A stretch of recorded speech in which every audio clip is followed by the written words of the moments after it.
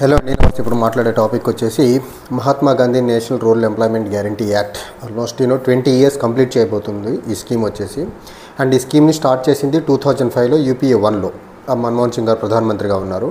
And ఈ scheme యొక్క main objective ఏంటంటే రూరల్ ఏరియాస్లో అన్స్కిల్డ్ పీపుల్కి 100 రోజులు పని కల్పించాలి. అది కూడా ఒక రైట్గా క్రియేట్ చేసి దీన్ని ఒక యాక్ట్గా తీసుకొచ్చి 2005 నుంచి దేశవ్యాప్తంగా ఈ స్కీమ్ని ఇంప్లిమెంట్ చేసే ప్రయత్నం అయితే గవర్నమెంట్ ఆఫ్ ఇండియా చేస్తూ ఉంది. అండ్ దీనికి లేటర్ ఫేజ్లో first national rural employment guarantee యాక్ట్గా తీసుకొచ్చిన ఈ స్కీమ్ని 2005లో లేటర్ ఫేజ్ 2008లో దీన్ని Mahatma Gandhi national rural employment guarantee యాక్ట్గా మార్చే ప్రయత్నం అయితే చేశారు. అండ్ ఈరోజు గాంధీ వర్ధంతిని సందర్భంగా చేసుకొని ఈ స్కీమ్ యొక్క ప్రామినెన్స్ని గురించి పేపర్లో ఒక ఆర్టికల్ వచ్చింది. అంటే ప్రపంచవ్యాప్తంగా సస్టైనబుల్ డెవలప్మెంట్ గోల్స్ అనేవి 2015 నుంచి 2030 మధ్యలో అచీవ్ చేయాలి అనేసి ఒక 15 సస్టైనబుల్ డెవలప్మెంట్ గోల్స్ని తీసుకురావడం జరిగింది.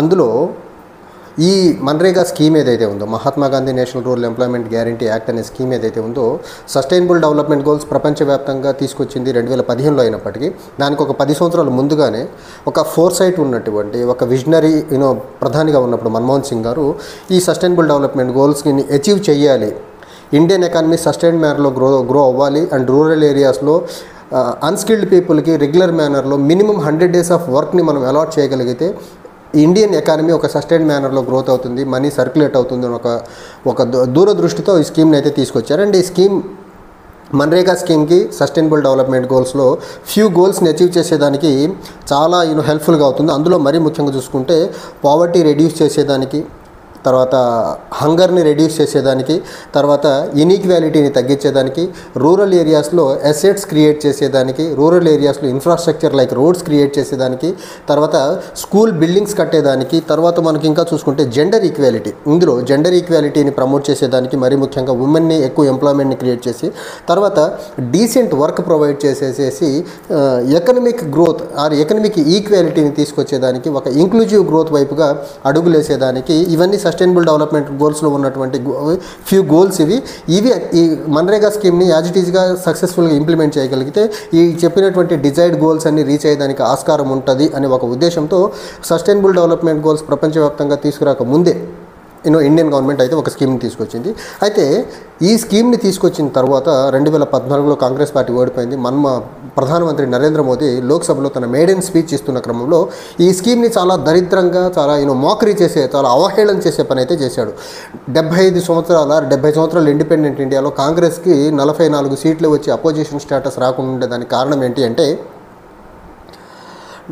70 సంవత్సరాలు ఇండిపెండెంట్ ఇండియాలో భారతదేశానికి, దేశంలో ఉన్న ప్రజలకి మీరు 70 సంవత్సరాలు దేశాన్ని పరిపాలించి గడ్డపలుగిచ్చి భూమిని తవ్వుకోమని లేబర్ పని కల్పించారు కాబట్టి మీకు ఇంత దయనీయమైన పొలిటికల్ రిజల్ట్ వచ్చిందని చెప్పే ప్రయత్నం అయితే చేశారు. నరేంద్ర మోదీ గారు అసలు దూరదృష్టి లేదు, ఈ స్కీమ్ యొక్క ఇంపార్టెన్స్ తెలియదు, ఈ మన్రేగా స్కీమ్ని ప్రాపర్గా ఇంప్లిమెంట్ చేస్తే ఎకానమీ ఎంత సస్టైన్ మేనర్లో గ్రోత్ అవుతుంది, అండ్ రూరల్ ఏరియాస్లో ఎంప్లాయ్మెంట్ డిస్ట్రెస్ ఉండకుండా ఎలా ఉంటుంది, అండ్ రూరల్ వేజెస్ పెరిగేదానికి ఆస్కారం ఎలా ఉంటుంది, రూరల్ వేజెస్ పెరగడం వల్ల ఎకానమీలో మనీ సర్క్యులేషన్ పెరుగుతుంది, మనీ సర్క్యులేషన్ పెరగడం వల్ల industrial growth and economic growth బెటర్గా ఉంటుందనే ఒక జ్ఞానం లేకపోవడం వల్ల ఈ మాట చెప్పే ప్రయత్నం అయితే 2014లో ప్రధానమంత్రి అయిన వెంటనే చెప్పిన మాట ఇది. అయితే 2020లో మనకు కోవిడ్ వచ్చిన టైంలో మైగ్రేషన్ ఆఫ్ ద పీపుల్ జనరల్గా మనకు నార్మల్ టైమ్స్లో అయితే ఆ రూరల్ ఏరియాస్ నుంచి అర్బన్ ఏరియాకు ఉంటుంది. కోవిడ్ టైంలో లాక్డౌన్ విధించడం వల్ల దేశవ్యాప్తంగా రివర్స్ మైగ్రేషన్ స్టార్ట్ అయింది. అర్బన్ ఏరియాస్ నుంచి రూరల్ ఏరియాస్కి వెళ్ళిన క్రమంలో, రూరల్ ఏరియాకి వెళ్ళిన ప్రజలకి అక్కడ పని దొరకని క్రమంలో ఇదే స్కీమ్ని 1,00,000 కోట్ల పైచీలకు డబ్బుని పంప్ చేసి నాన్ బడ్జెటరీ అలొకేషన్ ద్వారా ఇదే స్కీమ్ని రూరల్ ఏరియాస్లో ఇంప్లిమెంట్ చేసి ఇదే నరేంద్ర మోదీ ప్రభుత్వం లాక్డౌన్ టైంలో గ్రామీణ ప్రాంతాల్లో ప్రజలకి ఉపాధి కల్పించేదానికి హెల్ప్ అయినటువంటి స్కీమ్ ఇది. ఇలాంటి నోబెల్ స్కీమ్ని పెట్టుకొని గడ్డపలుగు తీసుకొని భూమి తవ్వుకోమని చెప్పారని 2014లో అవహేళన చేసిన వ్యక్తి, అదే 2021 వచ్చేసరికి దేశం యొక్క ఎకానమీని నడిపించేదానికి హెల్ప్ అయినటువంటి స్కీమ్ ఈ మన్రేగా స్కీమ్. అండ్ ఈ మన్రేగా స్కీమ్ని మనం ఆంధ్రప్రదేశ్లో మరీ ముఖ్యంగా చూసుకుంటే గ్రామ సచివాలయాల బిల్డింగ్లు అవ్వనివ్వండి, రూరల్ రోడ్స్ అవ్వనివ్వండి, లేకపోతే గవర్నమెంట్ స్కూల్ బిల్డింగ్స్ అవ్వనివ్వండి, కమ్యూనిటీ హాల్స్ అవ్వనివ్వండి, టూ మెనీ స్కీమ్స్ అన్నీ మన్రేగా ఫండ్స్తోనే గవర్నమెంట్ ఎగ్జిక్యూట్ చేస్తుంది. ఆంధ్రప్రదేశ్ గవర్నమెంటే కాదు, దేశంలో ఉన్న వివిధ రాష్ట్రాల్లో ఉన్నటువంటి గవర్నమెంట్స్ స్టేట్ గవర్నమెంట్స్ ఈ మన్రేగా ఫండ్స్ని యూజ్ చేసుకొని రూరల్ ఏరియాస్లో అసెట్స్ క్రియేట్ చేస్తూ ఉంటే నరేంద్ర మోదీ ఈ స్కీమ్ని ఓర్వలేక 2014లోనేమో ఒక రకమైన అవహేళన చేసి 2020 కోవిడ్ టైంలో ఈ స్కీమ్ని అద్భుతంగా వాడుకొని ఎకానమీని కొంచెం బెటర్ మేనర్లో గ్రో అయ్యేదానికి హెల్ప్ చేసిన తర్వాత 2023 ఫైనాన్షియల్ ఇయర్ 2025 ఫైనాన్షియల్ ఇయర్కి వచ్చేసరికి బడ్జెటరీ అలొకేషన్ 1.87కి తీసుకొచ్చాడు బడ్జెటరీ అలొకేషన్. 2021కి వచ్చేసరికి కోవిడ్ టైంలో నేను ఇందాక చెప్పాక అడిషనల్ బడ్జెటరీ అలొకేషన్ని తీసుకొచ్చి నాన్ బడ్జెటరీ అలొకేషన్ని ఈ స్కీమ్కి ఇచ్చి 3.2% ఫైనాన్షియల్ ఇయర్ 2021లో ఇచ్చినటువంటి ఇదే నరేంద్ర మోదీ ప్రభుత్వం ఫైనాన్షియల్ ఇయర్ 2025కి వచ్చేసరికి 1.78కి ఈ స్కీమ్ యొక్క ఫండ్ అలొకేషన్ని దిగజార్చింది. తర్వాత మినిస్ట్రీ ఆఫ్ రూరల్ డెవలప్మెంట్ ఏదైతే ఉందో ఈ నోడల్ మినిస్ట్రీ ఇంప్లిమెంటింగ్ మన్రేగా స్కీమ్ను వచ్చేసి దగ్గరగా ఫండ్స్ షార్ట్స్ చూసుకుంటే మనకు 4,315 కోట్ల రూపాయలు ఫండ్స్ షార్టేజ్లో ఉంది MNREGA scheme implementation point of వ్యూలో. At the same time government of India వేజెస్ని క్లియర్ చేసే పాయింట్ ఆఫ్ వ్యూలో చూసుకుంటే 5,715 కోట్ల రూపాయలు వేజెస్ పెండింగ్లో ఉంది. గవర్నమెంట్ ఆఫ్ ఇండియా స్టేట్ గవర్నమెంట్స్కి ఇచ్చి స్టేట్ గవర్నమెంట్స్ ద్వారా ఈ వేజెస్ ఎప్పటివరకు ఎవరైతే మన్రేగా స్కీమ్ కింద పనిచేసి ఉన్నారో ఆరు వర్క్స్ ఎగ్జిక్యూట్ చేస్తున్నారో ఆ పెండింగ్ డ్యూస్ వచ్చేసి దగ్గరగా 5,715 కోట్ల రూపాయలు అయితే సెంట్రల్ గవర్నమెంట్ ఆఫ్ ఇండియా ఉంది. ఇంతటి మంచి స్కీమ్ని ఎకానమీ స్లగిష్ మేనర్లో గ్రో అవుతుంది, తర్వాత ఇన్ఫ్లేషన్ పెరుగుతూ ఉంది, ప్రజలకి ఎంప్లాయ్మెంట్ లేదు, రూరల్ ఏరియాస్లో అగ్రేరియన్ డిస్ట్రెస్ ఏర్పడుతూ ఉంది. అలాంటి టైంలో ఈ స్కీమ్ని ప్రాపర్గా ఉపయోగించుకొని బెటర్ మేనర్లో ఈ స్కీమ్ని ముందుకు తీసుకెళ్లకుండా ఓ పక్క గవర్నమెంట్ ఆఫ్ ఇండియా 5,715 కోట్ల రూపాయలు వేజెస్ ఇవ్వట్లేదు, బడ్జెటరీ అలొకేషన్ ఏమో 3.2% నుంచి 1.78%కి తగ్గిస్తుంది. ఇలాంటి ఒక మంచి స్కీమ్ని కూడా ఇంప్లిమెంట్ చేసేదానికి వీళ్ళకి మనసు రావట్లేదంటే ఇంకా ఎకానమీ స్లో గ్రోత్ అవ్వక ఎకానమీ డోల్డ్రమ్ జోన్లోకి వెళ్ళక సస్టైన్ మేనర్లో బెటర్ మేనర్లో ఎకానమీ గ్రో అవుతుందనే ఆస్కారం ఎలా ఉంటుంది?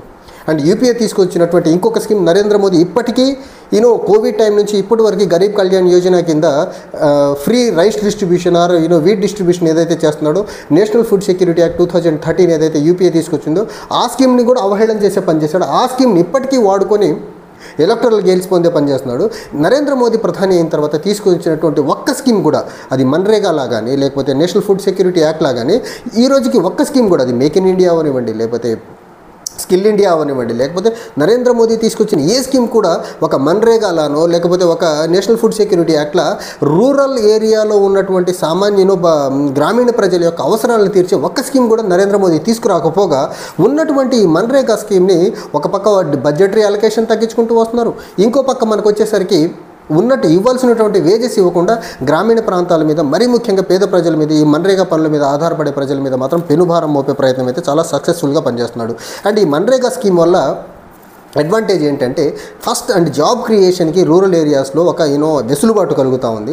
సెకండ్ థింగ్, ఎప్పుడైతే ఇన్ఫ్లేషన్ పెరుగుతూ ఉందో ఇన్ఫ్లేషన్ సామాన్య మానవుడు ఇన్ఫ్లేషన్ పెరిగిన క్రమంలో బేసిక్ నీడ్స్ కొనేదానికి ఇబ్బంది అవుతున్న క్రమంలో ఈ స్కీమ్ ద్వారా పని ప్రొవైడ్ చేయగలిగితే వాళ్ళ చేతికి కొద్దిపాటి డబ్బు రావడం వల్ల ఇన్ఫ్లేషన్ని తట్టుకొని అట్లీస్ట్ వాళ్ళ బేసిక్స్ నీడ్స్ని మీట్ అయ్యేదానికి ఆస్కారం ఉంటుంది. కానీ నరేంద్ర మోదీ గ్లోబల్గా ఇండియన్ కార్పొరేట్స్ యొక్క లోన్స్ రైట్ ఆఫ్ చేయగలడు, వాళ్ళకు రుణమాఫీలు ఇవ్వగలడు, వడ్డీలు తీసేయగలరు, ఏదన్నా చేయగలరు. కానీ మన్రేగా లాంటి స్కీమ్ని సజావుగా బెటర్ మేనర్లో ఇంకా బెటర్గా ఇంప్లిమెంట్ చేసేదానికి ఈయనకు మనసు రాదు. ఎందుకంటే సామాన్య ప్రజలు ఎట్లా చచ్చినా ఈయనకు సంబంధం లేదు. ఈయనకు కొద్దిమంది కార్పొరేట్లు ఈయనకి ఎలక్టరల్ ఫండ్ ఎలక్షన్స్కి ఫండ్ చేసే వాళ్ళు బెటర్గా ఉంటే చాలు తప్ప గ్రామీణ ప్రాంతంలో ఇలాంటి స్కీమ్స్ ద్వారా ప్రజలకు మేలు చేయాలనే ఒక్క ఉద్దేశం కూడా నరేంద్ర మోదీకి అయితే ఎట్టి పరిస్థితుల్లో కనపడట్లేదు. అండ్ ఈ స్కీమ్ యొక్క ఇంకొక అడ్వాంటేజ్ ఏంటంటే అసలు ఈ స్కీమ్ తీసుకొచ్చేదానికి one of the reason agriculture monsoon పీరియడ్లో అగ్రికల్చర్ సీజన్ పాయింట్ ఆఫ్ వ్యూలో చూసుకుంటే గ్రామీణ ప్రాంతాల్లో అగ్రికల్చర్ పనిచేసుకుంటూ లేబర్ బతికేదానికి ఆస్కారం ఉంటుంది. నాన్ అగ్రికల్చర్ సీజన్లో లీన్ పీరియడ్లో అగ్రికల్చర్ వర్క్ దొరకని టైంలో ఈ స్కీమ్ని ఇంప్లిమెంట్ చేయడం వల్ల రూరల్ ఎకానమీ బెటర్ మేనర్లో గ్రో అయ్యేదానికి ఆస్కారం ఉంటుంది. రూరల్ ఎకానమీ స్లో డౌన్ అవ్వకుండా ఒక సస్టైన్డ్ మేనర్లో బెటర్గా గ్రో అవుతుందని ఒక దూరదృష్టితో తీసుకొచ్చిన ఇలాంటి స్కీమ్ని ప్రాపర్గా బడ్జెటరీ అలొకేషన్ చేయకుండా 3.2% ఉన్నటువంటి బడ్జెటరీ అలొకేషన్ 2021లో దాన్ని 2024-25కి వచ్చేసరికి 1.78%కి దిగజార్చాడంటే నరేంద్ర మోదీ.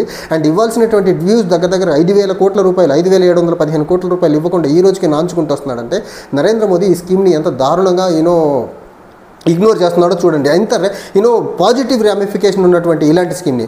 అండ్ వెస్ట్ బెంగాల్ లాంటి స్టేట్స్కి అయితే మన్రేగా డ్యూస్ ఇవ్వకుండా ఆ గవర్నమెంట్ని ముప్పు తిప్పలు పెట్టే ప్రయత్నం చేస్తున్నాడు. ఏదన్నా చెప్తే గవర్నమెంట్ ఇవ్వాల్సినటువంటి డేటా ప్రాపర్గా ఇవ్వట్లేదని గవర్నమెంట్ మీదకి నెపం నెట్టేసి ఈ స్కీమ్ని డైల్యూట్ చేసే దాంట్లోనే నరేంద్ర మోదీ తన మనకలై కూర్చున్నాడు తప్ప ఈ స్కీమ్ని బెటర్ మేనర్లో తీసుకెళ్ళి రూరల్ ఏరియాస్లో పావర్టీని తగ్గించడం, హంగర్ని తగ్గించడం, అసెట్స్ క్రియేట్ చేయడం, ఇన్ఫ్రాస్ట్రక్చర్ క్రియేట్ చేసేదానికి ఇంత బెటర్గా ఉపయోగపడే స్కీమ్ని ముందుకు తీసుకెళ్లేదానికి ముందుకు రావట్లేదంటే అసలు ఈయనకు ఫోర్ సైట్ లేదు. సస్టైనబుల్ డెవలప్మెంట్ గోల్స్ని అచీవ్ చేయాలి బై 2030 అనేది ఈయనకి ఏ క్వశ్చన్ ఇంట్రెస్ట్ లేదనేది మాత్రం చాలా క్లియర్గా అర్థమవుతుంది. Thank you.